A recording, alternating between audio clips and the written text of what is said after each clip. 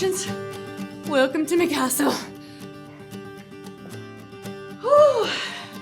Well, the castle isn't really mine, but I pretty much run things around here. Right now, I'm scampering about, preparing for a banquet. Afraid this place needs a lot of work. We've been waiting on the king. He's been away tending to important businessy business, treaties and such, I imagine. When he returns, we'll have a tremendous celebration.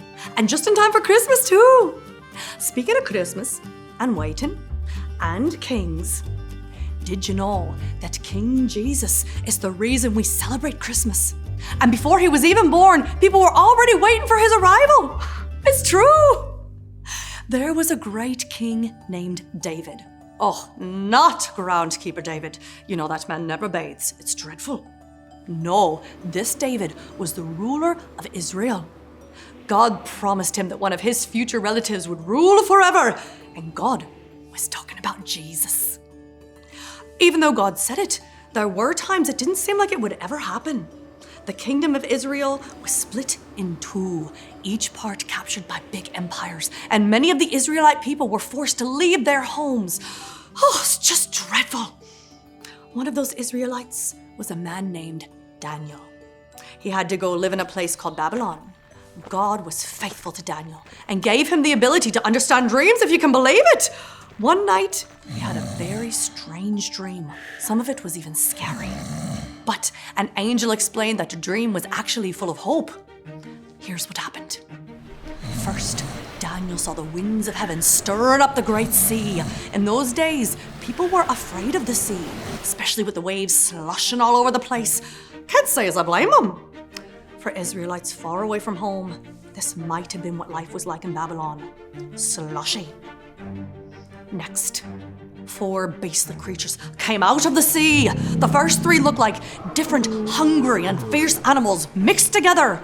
But the 4th was the fiercest of them all. It was quite destructive. Oh yes, it had 10 horns, then another horn, then lost 3 horns. But the new horn had eyes like a person. Oh, and a mouth that was really a bit like, well, groundskeeper David. Always going on about himself, but, more braggy. It thought itself to be a very important big shot. I'd be confused by this dream if it were me who was having it, and I suppose Daniel was too. But thankfully, the angel was able to help him understand. The 4 beasts stood for 4 powerful kings who would rule on earth. But no matter how powerful they would be, the only kingdom that would last forever would be God's kingdom. Oh, and remember that braggy horn with the eyes? It stood for an especially terrible king who would speak out against God and treat God's people badly. But we know who wins in the end, don't we? Just when Daniel's dream was at its strangest, there was suddenly order and control. God was on his throne, ready to judge with perfect power. The first 3 beasts surrendered, and the 4th beast was destroyed. God won, his kingdom was coming. Then Daniel saw something rather fantastic, really. Said he saw one who looked like a son of man. He was made king, and rightly so. This was the everlasting king who God had promised David. Daniel watched as people from every nation worshipped him. Did I say who that king was? It weren't smelly old groundkeeper David, I'll tell you that. It was Jesus himself, born in Bethlehem. We celebrate his birth every year. A little holiday, maybe you've heard of it. Christmas. We know that he would grow up and call himself the Son of Man.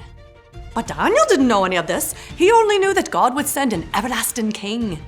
You didn't realize that a dream about fierce beasts could be a part of the Christmas story, did ya?